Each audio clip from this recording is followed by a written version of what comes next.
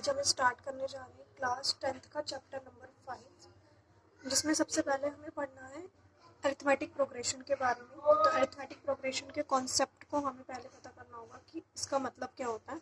तो arithmetic progression को ही हमें एपी से डिनोट करते हैं। क्लास 10th का चैप्टर है, ये चैप्टर नंबर आपका 5 है। ओके, तो सबसे पहले एपी को समझने के लिए हम एक एग्जांपल ले सकते हैं। जैसे फॉर एग्जांपल आप डेली लाइफ एग्जांपल ले सकते हैं।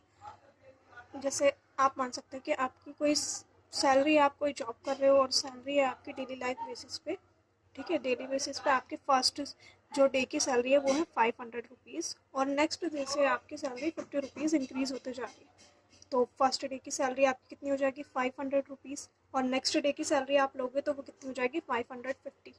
ऐसे ही अगर मैं आपको निकालने बोलूँ तो फर्स्ट डे की 500 हो जाएगी, फिर 550, फिर 600, फिर 600 में फिर से आप 50 प्लस करोगे तो क्या आ जाएगा 650। ऐसे ये आगे चलता जाएगा।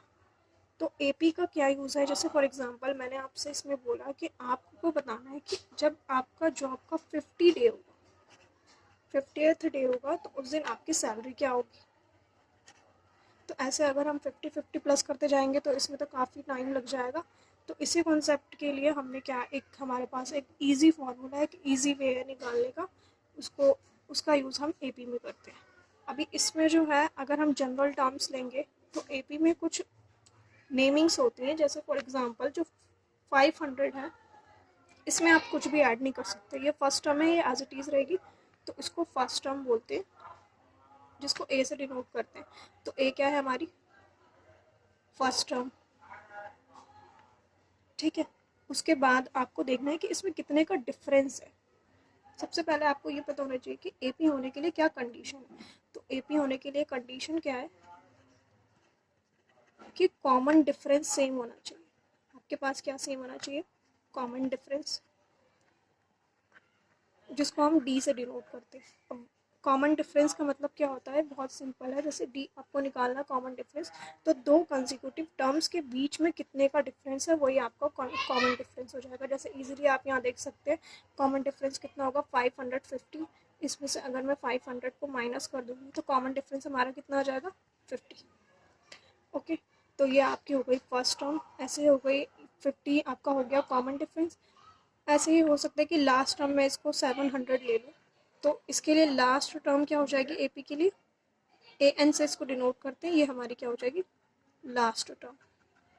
ऐसे आप और भी एग्जांपल्स ले सकते हैं। जैसे फॉर एग्जांपल मुझे कोई भी एपी बनाना है तो 1 2 3 4, या फिर ये फर्स्ट एग्जांपल हो गया आपका, सेकंड, आप कोई भी ले सकते हैं। बस आपको क्या ध्यान रखना है कि कॉमन डिफरेंस मेंटेन्ड होना चाहिए, वो सेम ही होना चाहिए। जैसे ये 5 में मैंने मान लीजिए नेक्स्ट नंबर 15 ले लिया। अभी 15 और 5 में कितने का डिफरेंस है, 15 और 5 में 10 का डिफरेंस है, तो यही डिफरेंस मेंटेन होना चाहिए। फिर से 15 में 10 प्लस करेंगे तो क्या आ जाएगा 25, फिर से 10 प्लस करेंगे तो क्या आ जाएगा 35, ऐसे ही एंड सो ऑन आगे जाता रहेगा। तो अभी मुझे अगर 50 डे वाली सैलरी निकालनी है तो इसके लिए एक जनरल फार्मूला होता है जो आपका फर्स्ट एक्सरसाइज में यूज होगा, जो होता है a n is equals to a plus n minus 1 into में डी। ठीक है, ये आपके पास ये फॉर्मूला आ गया। ए एन यहाँ पे क्या होता है, ए एन होता है आपका लास्ट टर्म। ए क्या है आपके पास, यहाँ पे ए है आपका फर्स्ट टर्म। एन यहाँ पे डिनोट कर रहा है कि नंबर ऑफ टर्म्स कितनी है एपी में, तो क्या हो गया नंबर ऑफ टर्म्स। डी यहाँ पे क्या है, कॉमन डिफरेंस।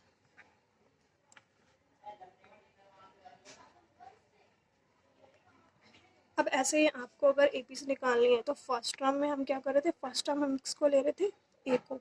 तो हमारे एपी का पहला टर्म क्या हो गया ए। ये मैं आपको जनरल एग्जांपल बता रही हूँ। उसके बाद नेक्स्ट हम क्या कर रहे हैं, हम एपी में क्या कर रहे हैं, डिफरेंस को प्लस ही तो कर रहे हैं ना। 1 + 1 2, 2 + 1 3, 3 + 1 4।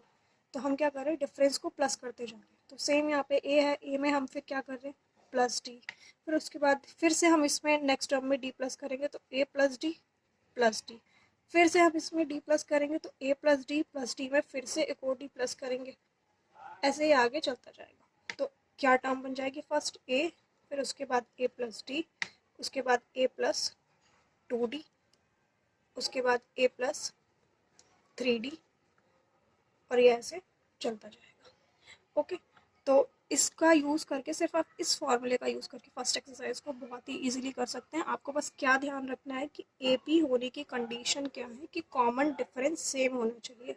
ऐसा बिल्कुल नहीं कि यहाँ पे 5 का डिफरेंस है, यहाँ पे 10 का आ गया तो वो एपी में काउंट नहीं होगा। ओके।